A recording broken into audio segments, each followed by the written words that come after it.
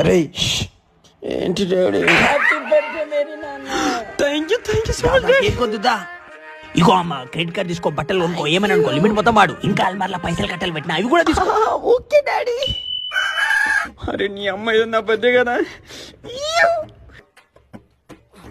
ఏమైంది? ఈరోజు నా బర్త్డే డాడీ. అరే ఈ రోజే నాన్న శని స్టార్ట్ అయిన రోజు.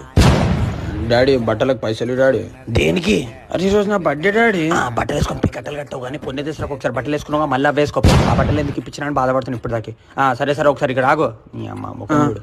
నాకు తెలుసు డాడీ ఎప్పుడు సర్ప్రైజ్ తీసుకో ఏమైనా అనుకో. Thank you daddy. ఈ 2 రూపాయలతోనా? డాడీ నేను ఎగ్జామ్ లో ఫెయిల్ అయ్యండి.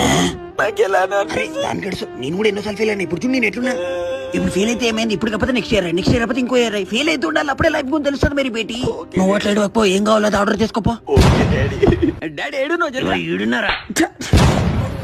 ఏమేంటి డాడీ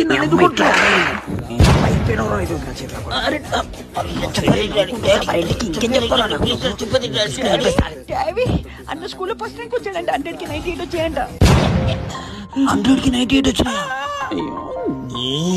ఇంకా 2 మార్క్స్ ఎవరికి ఇచ్చినవరా? ఏడిపోయినారా 2 మార్క్స్? 100కి 98 వచ్చినాయి డాడీ. కానీ నీ ఫీజు 1 lakh కదరా. అయితే ఇప్పుడు మీ కాలేజ్ లో నీ 1 lakh కట్టకుండా 98,000 కడతా అంటే ఊకుంటారా? ఊకోరు.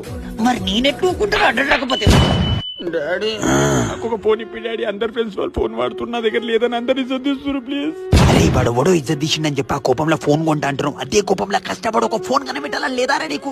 ఒక్కసారి ఆలోచించు. నువ్వు కనిపెట్టిన ఫోన్ ఐఫోన్ కన్నా పెద్ద ఫోన్ అయ్యి ఉంటే ఎవడైతే నీ ఇజ్జత్ తీసిండో వాడే నీ ఫోన్ కొంటే ఎట్లుంటది ఒక్కసారి ఆలోచించు. అది డాడీ నాకు ఫోన్ కావాలి. అరే సారీ ఫర్ రేట్. ఇంతో సోది పెట్టి మర్చిపోయినా. ఇదో తెచ్చినాగో తీసుకో. ఇంకోటి తెచ్చినాగో. ఈ మ్యాక్ బుక్ కూడా తీసుకో. మీకు డాడీ నేను ఇది అడగలేదు కదా. మళ్ళీ నీకు అవసరం వస్తుంది అని తెచ్చి మరి నాకు ఏం చెప్పినా చదువుకొని ఫోన్ కనిపెట్టమని చెప్పినా మీ చెల్లెంటి దగ్గర ఫోన్ అట్లా చదువుకోను చదువుకో.